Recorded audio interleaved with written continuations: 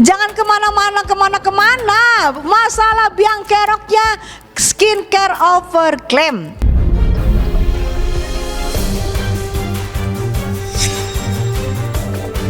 Tadi udah gue bilang, kan kalian yang melapor, kalian yang memulai, kalian yang membuktikan. Ini kan adalah One Plus ini juga kan adalah perjalanan dari laporan itu. Tolonglah hadir. Dimana insya Allah saya upayakan Nikita Mirzani untuk hadir.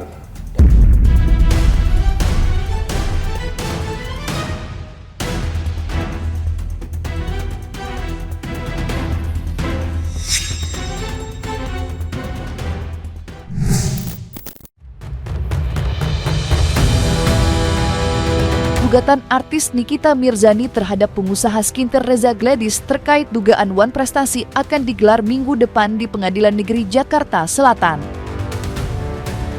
Dalam sidang perdana itu, Nikita mengugat Reza Gladys senilai 100 miliar atas dugaan One Prestasi atas kesepakatan yang tidak ditunaikan. Gugatan Nikita tidak lain upaya perlawanan atas laporan pidana yang dibuat Reza. Ya, karena laporan Reza Gladyslah Nikita menjadi pesakitan dan teracaman penjara dengan dugaan pemerasan.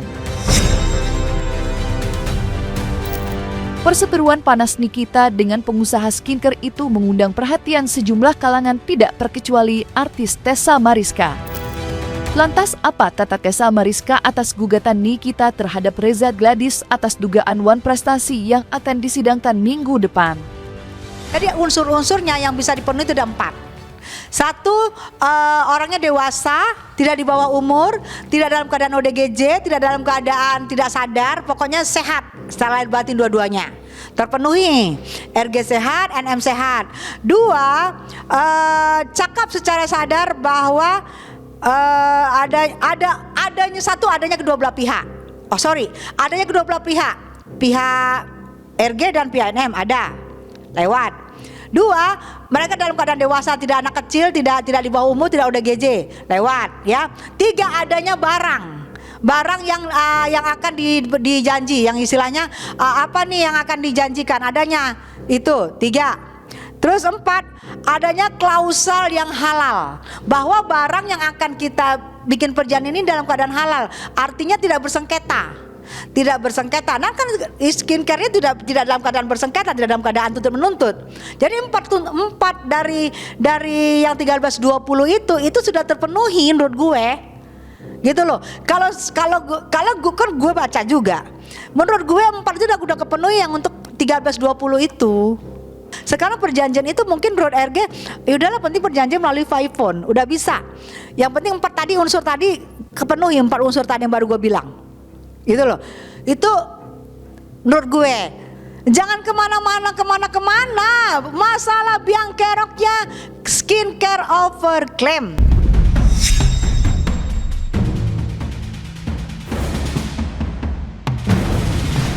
Kemarin saya mendapatkan informasi dari bagian mediasi pada Pengadilan Negeri Jakarta Selatan, di mana pada hari Kamis kami dipanggil sama hakim mediator untuk dipertemukan atau dimediasikan pada jam 9 pagi di Pengadilan Negeri Jakarta Selatan, di mana yang wajib hadir berdasarkan peraturan Mahkamah Agung adalah Nikita Mirzani, Ismail Marzuki, tergugat 1 dan tergugat 2. Wajib, bahasa wajib berarti itu titik, tidak ada koma. Jadi pada saat ada aturan yang menyatakan wajib hadir, berarti itu titik. Harus hadir tanpa ada alasan apapun juga. Ya jadi begini, ya kan pada prinsipnya kan kami ini secara ketentuan mekanisme hukum dalam gugatan One Prestasi ada aturan-aturan hukum yang kami ikutkan ya. Khususnya terhadap kehadiran klien kami itu ada diatur dalam Perma nomor 1 tahun 2016 di pasal 6. Nah, kalau kemudian prinsipal dalam hal ini penggugat hadir, kami akan hadirkan klien kami. Tapi kan ini kan jadi akan semakin aneh ketika klien kami ya sebagai prinsipal yang tergugat 1 dan 2 hadir tapi berbicara dengan kuasa hukumnya penggugat. Ini kan yang aneh. Tetapi kalau kemudian sebelumnya sidang tanggal 28 Mei, 11 Juni ini kan belum antara para prinsipal dan prinsipal, belum. Ini hanya sebatas pemeriksaan berkas terhadap kami para kuasa hukumnya dan memeriksa, meneliti apakah para pihak itu sudah hadir, seperti itu.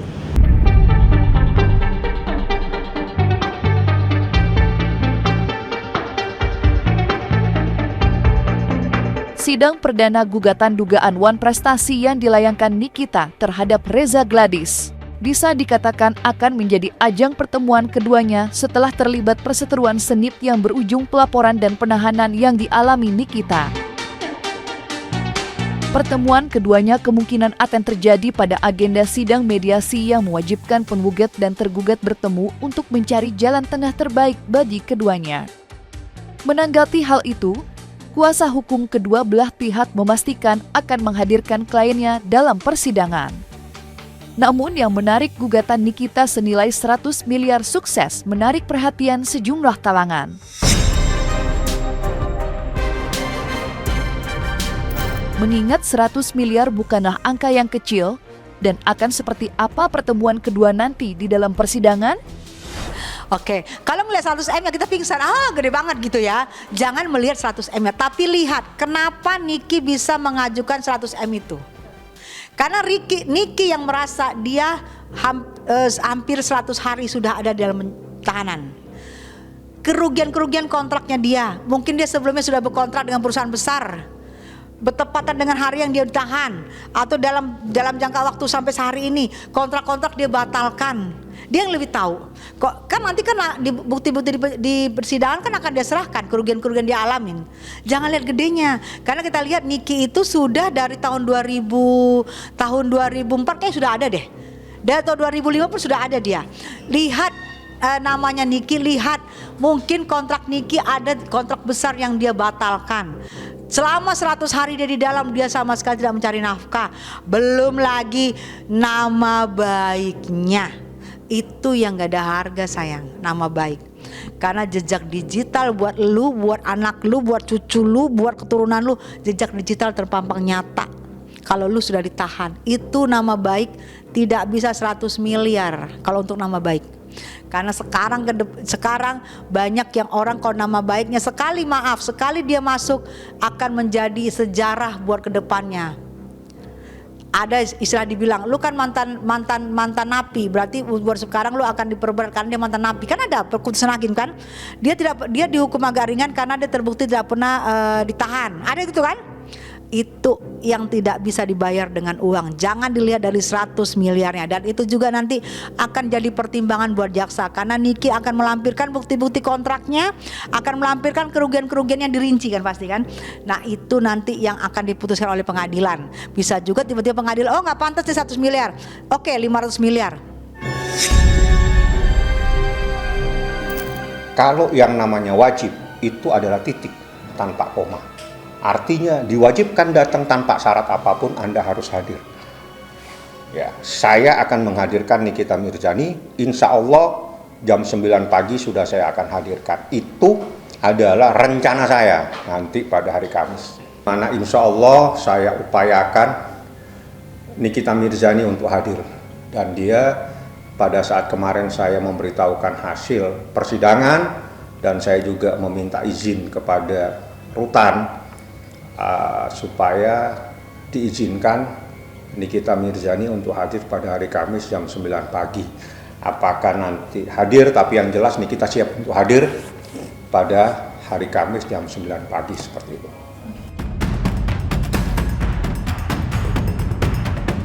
Di waktu yang bersamaan kuasa hukum Reza Gladys, Julianus Sembiring, menyambangi Kejaksaan Tinggi untuk meminta kepastian dan dengan mendesak 2 orang yang sudah dilaporkannya, yakni Dr. Oki dan Samira alias Dokter Detektif, yang disebut terlibat dalam kasus Nikita, untuk segera ditetapkan menjadi tersangka dan diseret ke meja hijau. Sikap tergesa-gesa Sembiring yang mendesak Tijati segera menggiring Dr. Oki dan Samira mendapat tanggapan tajam dari praktisi hukum Dedi DJ yang menurutnya lebay. Lantas apa kata Sembiring usai mendatangi Kejari terkait desakannya terhadap rekan-rekan Nikita yang masih bebas melenggang tersebut? Bukan tindak lanjut ya terhadap telah dilaksanakannya tahap kedua pada tanggal 5 Juni kemarin ya. Jadi kami dari penasihat hukum Dr. Reza Gladys ingin memastikan kepada jaksa penuntut umum agar dengan segera ya melimpahkan berkas perkara untuk dipersidangkan ya di Pengadilan Negeri Jakarta Selatan. Itu yang pertama. Dan kedua adalah kami ingin mendapatkan ya berkas lengkap ya tentang dakwaan berikut dengan lampirannya, yaitu hasil lab forensik yang dilaksanakan oleh Polda Metro Jaya terkait 4 handphone ya milik NM, IM, O dan S, seperti itu.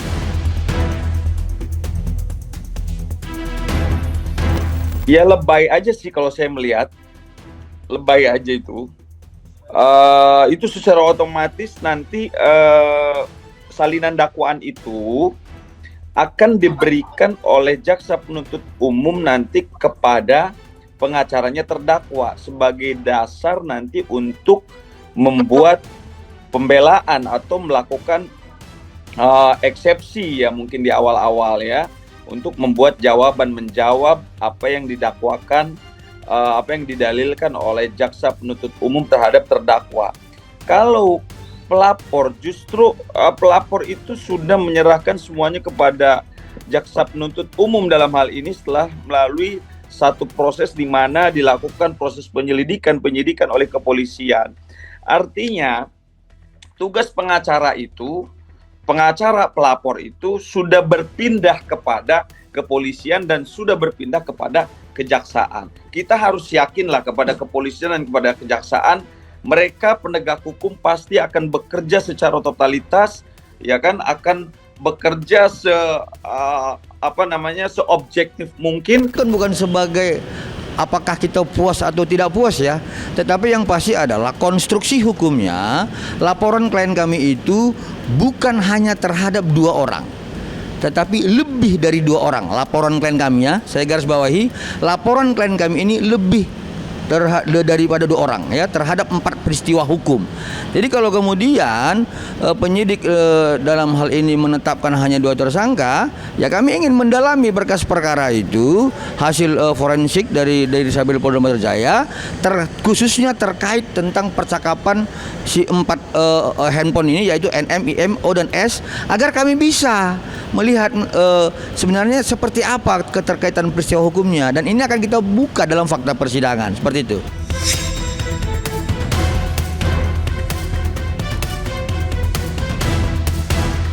Ya itu kan sah-sah saja mereka berpendapat seperti itu, ya kan. Tetapi balik lagi bahwa proses penyidikan dimulai dari mereka membuat laporan ini bukan sesuatu yang sangat mudah loh oleh penyidik. Mereka bekerja keras gitu loh sampai akhirnya menemukan unsur-unsur terjadi satu tindak pidana. Tidak semudah itu menambah-nambah orang menjadi tersangka. Except nanti dalam proses persidangan kan akan ketahuan semua nanti, ya kan.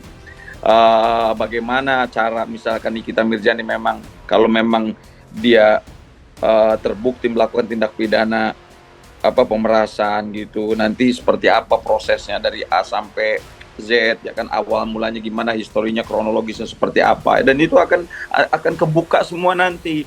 Kalaupun memang misalkan ada keterlibatan di situ yang tadi disampaikan, ya kan, Mr. O gitu, ya itu bisa saja nanti hakim yang akan membuat keputusan gitu loh. Nanti akan diminta tuh oleh hakim untuk menarik, mungkin di dalam pertimbangan putusannya nanti meminta kepada pihak Dr. O tadi, ya kan, sama satu lagi itu untuk bertanggung jawab terhadap kasus ini. Itu bisa saja kalau hakim nanti setelah menilai, melihat semuanya di dalam proses persidangan.